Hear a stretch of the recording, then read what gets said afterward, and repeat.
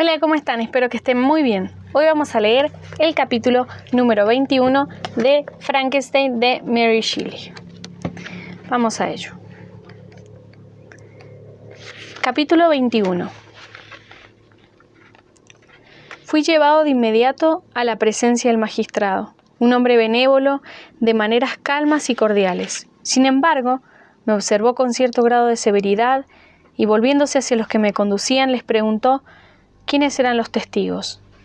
Cerca de media docena de hombres se adelantaron y el magistrado eligió uno a quien comentó que en la víspera había estado pescando en compañía de su hijo y su cuñado Daniel Nugent. Cuando alrededor de las 10 observaron que se levantaba un fuerte viento del noreste, lo que los hizo volver al puerto. Era una noche muy oscura, la luna había salido y ellos se dirigieron a una caleta situada a unas 2 millas del puerto, donde amarraron. El testigo iba delante de sus compañeros, llevando sus elementos de pesca, cuando su pie chocó contra algo que lo arrojó al suelo. Sus compañeros se acercaron para darle ayuda y a la luz de sus linternas descubrieron, sobre la arena, el cuerpo de un hombre aparentemente muerto. Pensaron que se trataba de una persona que se había ahogado y que las olas habían arrojado allí, pero cuando lo examinaron vieron que sus ropas no estaban mojadas y que el cuerpo aún no se había enfriado. De inmediato llevaron el cadáver a la choza de una anciana a las cercanías e intentaron vanamente devolverlo a la vida. Se trataba de un joven de buena figura, de unos 25 años. Parecía que lo habían estrangulado, ya que no se veían huellas de violencia, salvo unas marcas de dedos en el cuello. La primera parte de esta declaración parecía de interés para mí, pero cuando mencionó la marca en los dedos recordé el asesinato de mi hermano y me sentí extremadamente agitado. Me temblaron las piernas y naturalmente me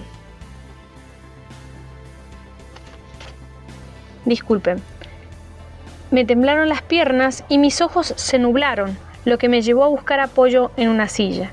El magistrado me observó con atención y naturalmente extrajo una conclusión desfavorable para mí. El hijo confirmó el relato de su padre, pero cuando llamaron a Daniel Nugent, este juró que antes de que su compañero se cayera al chocar contra el cuerpo, vio un bote tripulado por un hombre muy cerca de la costa y por lo que pudo ver a través de las pocas estrellas que alumbraban, se trataba de mi propia embarcación. Una mujer declaró que vivía cerca de la playa y que estaba en la puerta de su vivienda esperando a que regresaran los pescadores una hora antes del descubrimiento del cuerpo, y vio un bote de un hombre que se alejaba en esa parte de la playa donde había aparecido el cadáver. Otra mujer confirmó el relato de los pescadores cuando llevaron el cadáver a su casa y que éste no estaba todavía frío. Habían acostado su cuerpo sobre la cama y lo habían friccionado mientras Daniel iba a la ciudad en busca de un boticario, ya que no existía vida. Se interrogó a los hombres con respecto a mi llegada y coincidieron en que debido al fuerte viento norte de la noche era probable que hubiese navegado a la deriva durante horas, hecho que me trajo de vuelta al punto de partida. También observaron que parecía que hubiese traído el cuerpo desde otro lugar y que por ignorar seguramente la costa me dirigí al puerto al no conocer la distancia entre la ciudad y el sitio donde dejara el cadáver. Luego de escuchar estos testimonios, el señor Kirwin hizo que me trasladasen a otra habitación donde yacía el cuerpo, seguramente para observar el efecto que me causaría. Luego de escuchar esta idea se me había ocurrido luego de ver a mi gran agitación al escuchar la forma del asesinato. Fui llevado por el magistrado y otras personas a la posada. Me sentía perturbado por las extrañas coincidencias de esa noche, llena de acontecimientos, pero como había conversado con varias personas en la isla donde habitaba, justamente a la hora en que ellos habían encontrado el cuerpo, estaba perfectamente tranquilo por el resultado de esas cuestiones. Penetré en la habitación donde yacía el cadáver y fui llevado hacia el ataúd. ¿Cómo describir mis sentimientos cuando lo contemplé? Aún me paraliza el horror y no puedo pensar en aquel momento sin sentir el estremecimiento de agonía. El interrogatorio, el magistrado y los testigos se borraron de mi mente como un sueño cuando presencié el cuerpo inerte de Henry Clerval ante mí. Traté de tomar aliento y arrojarme sobre el cadáver. Exclamé: «Querido Henry, a ti también te quitaron la vida mis inventos asesinos. Ya he destruido a 2, otras víctimas esperan turno. Yo a ti, mi querido Clerval, mi amigo, mi benefactor. Ningún organismo humano puede soportar la agonía que soporté. Me llevaron fuera del cuarto, atacado por horribles convulsiones. Un ataque de fiebre vino después de este episodio. Estuve 2 meses al borde de la muerte, mis delirios eran fuertes. Decía que el asesino de William, de Justin y de Clerval. Exhortaba a veces a los que me cuidaban a que me ayudaran a destruir al demonio y otras veces sentía los dedos del monstruo apretando mi cuello. Y gritaba de terror. Por fortuna, ya que hablaba en mi lengua natal, solo el señor Kirwin entendía mis palabras, pero mis gestos y gritos de dolor eran suficientes para espantar a los otros. ¿Por qué no fallecí? Ya que era el hombre más infeliz, ¿por qué no me indigna el olvido? La muerte se lleva a niños en la flor de la edad, que son la única esperanza de sus padres. ¿Cuántas novias y jóvenes amantes un día estuvieron en la flor de la vida y al siguiente fueron presa de la podredumbre decadente de la tumba? ¿De qué estaba hecho que podía resistir los golpes que, como vueltas de una rueda, renovaban continuamente la tortura? Pero estaba condenado a la vida y al cabo de 2 meses me hallé despertando de un sueño, en un presidio, tendido en una maltrecha cama, rodeado de guardianes, cerrojos y todo el desdichado aparato de una prisión. Recuerdo que cuando desperté nada sabía de lo sucedido, solo que una gran desgracia había caído sobre mí, y cuando eché una mirada a mi alrededor vi ventanas con barrotes, la suciedad del lugar donde estaba, me vino toda la memoria y gemí desesperadamente. Estos ruidos despertaron a una anciana que dormía sobre una silla a mi lado. Era una enfermera que habían contratado, esposa de uno de los guardianes, y su rostro demostraba el bajo nivel de donde prevenía. Las líneas de su cara eran toscas, como de una persona habituada a observar sin ninguna simpatía la desdicha del otro. Su voz en inglés expresaba una gran indiferencia y me pareció haberla oído durante mis padecimientos. ¿Está mejor ahora, señor?, me preguntó. Y le respondí en el mismo idioma, pero con una voz muy débil. Creo que sí, pero si todo es cierto, si no lo he soñado, siento que todavía esté vivo para padecer infelicidad y horror. En cuanto a esa cuestión, replicó la anciana, si se está refiriendo al hombre que asesinó, creo que sería mejor que estuviera muerto, porque le esperan tiempos muy duros. Pero a mí no me interesa. Me enviaron a cuidarle y a ayudarle a que se repusiera. Cumplo mi deber con la conciencia limpia. Me aparté con repulsión de esa mujer que podía pronunciar palabras tan crueles a una persona que acababa de salvarse de la muerte, pero no me sentía capaz de reaccionar. Toda mi vida se aparecía como un sueño, dudaba a veces de la verdad, ya que ésta no se presentaba realmente. Cuando las imágenes en mi cerebro se fueron haciendo nítidas, me atacó otra vez la fiebre. Me envolví a la oscuridad. Nada se acercaba al calmarme con afecto, ninguna mano querida me socorrió. Vino el médico y recetó remedios, y la anciana los estuvo preparando. Había indiferencia en el primero, brutalidad en la segunda. ¿Quién podía prestar atención a un asesino salvo el verdugo que cobraría sus honorarios? Estas fueron mis primeras reflexiones, y me enteré, luego de que el señor Kirwin se había comportado amablemente. Ordenó la mejor celda para mí, y fue él quien proporcionó el médico y la enfermera. Raras veces venía, y aunque deseaba aliviar los sufrimientos de la criatura humana, no tenía interés de presenciar los delirios de un asesino. Venía de vez en cuando para vigilar que no se me descuidara la atención. Sus visitas eran breves. Cierto día, en proceso de recuperación, me hallaba sentado en una silla con los ojos entreabiertos y las mejillas pálidas como las de un muerto. Me invadía una suerte de melancolía, de infelicidad. A veces pensaba que era preferible la muerte en lugar de continuar en un mundo lleno de desgracias y perversión. En algún momento pensé en declararme culpable y sufrir la pena, menos inocente que la que había padecido la pobre Justine. Así pensaba ese día en que la puerta de la celda se abrió y entró el señor Kirwin. Acercó una silla y me habló en francés. «Me temo que este sitio sea muy deprimente para usted. ¿Puedo hacer algo para que se encuentre más cómodo?»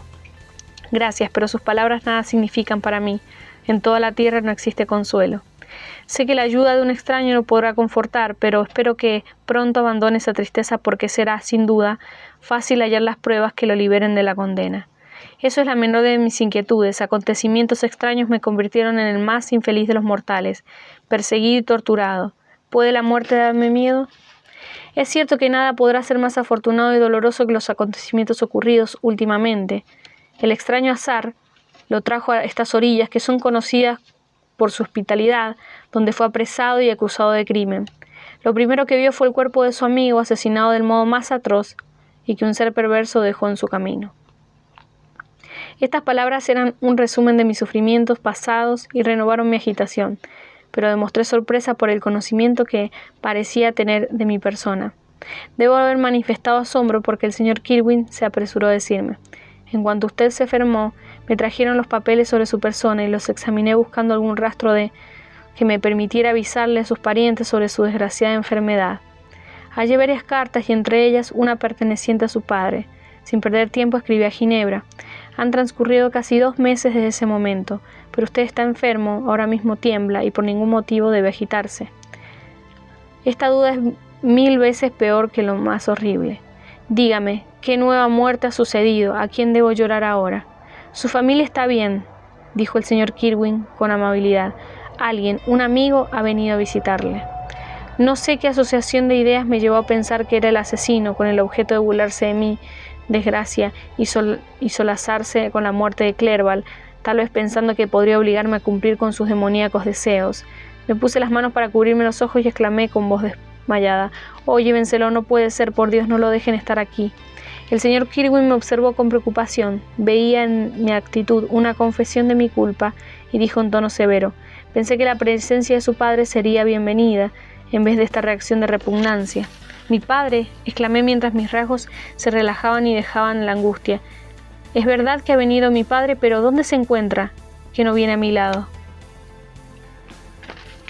Mi cambio de conducta sorprendió y agradó al magistrado, que empezó tal vez en mi exclamación como fruto del delirio. Se puso de pie y abandonó el cuarto con la enfermera, y luego de un momento entró mi padre. Nada en ese instante podía darme más placer. Extendí la mano y exclamé: «¿Entonces estás bien? Elizabeth también y Ernesto». Mi padre me calmó, asegurándome de su bienestar, y trató de levantarme el ánimo, pero se dio cuenta de que una prisión no puede ser sinónimo de alegría. «¿Qué lugar este que habitas, hijo mío?», dijo mirando las ventanas enrejadas y la suciedad de la celda. «Viajaste para buscar la felicidad, pero la desgracia te persigue y el pobre Clerval».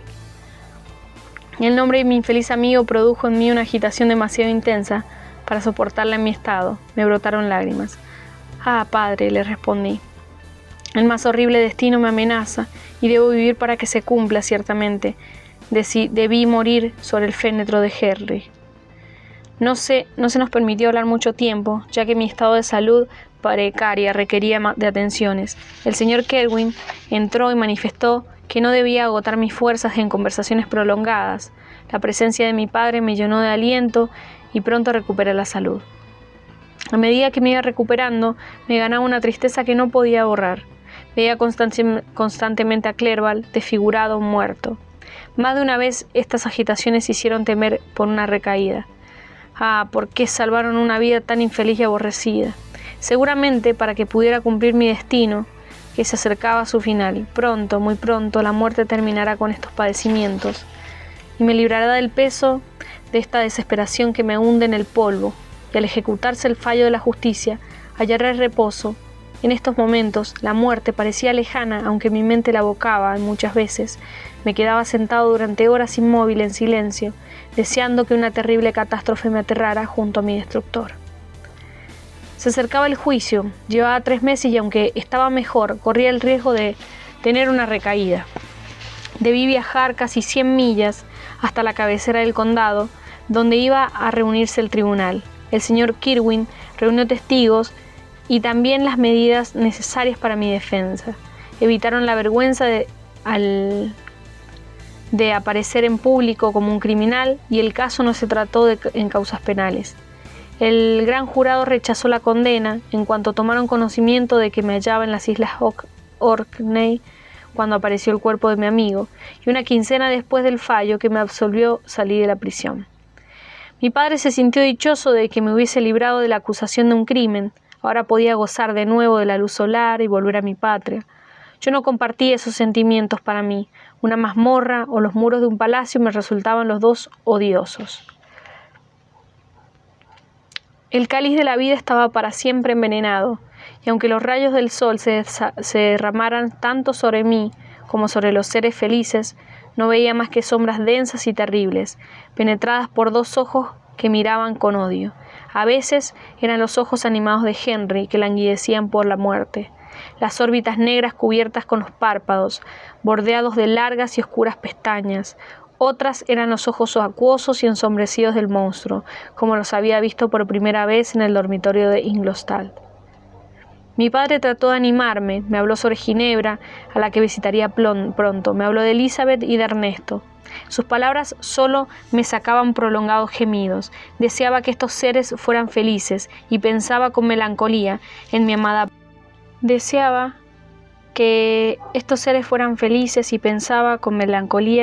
prima. O ansiaba volver a ver el lago azul y el Ródano tan querido de mi infancia.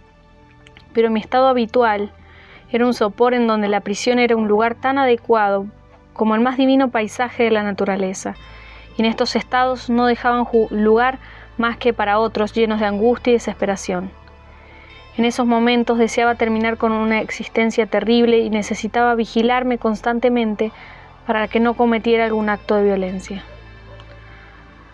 Pero tenía presente un compromiso y ese recuerdo terminó triunfando sobre la egoísta desesperación.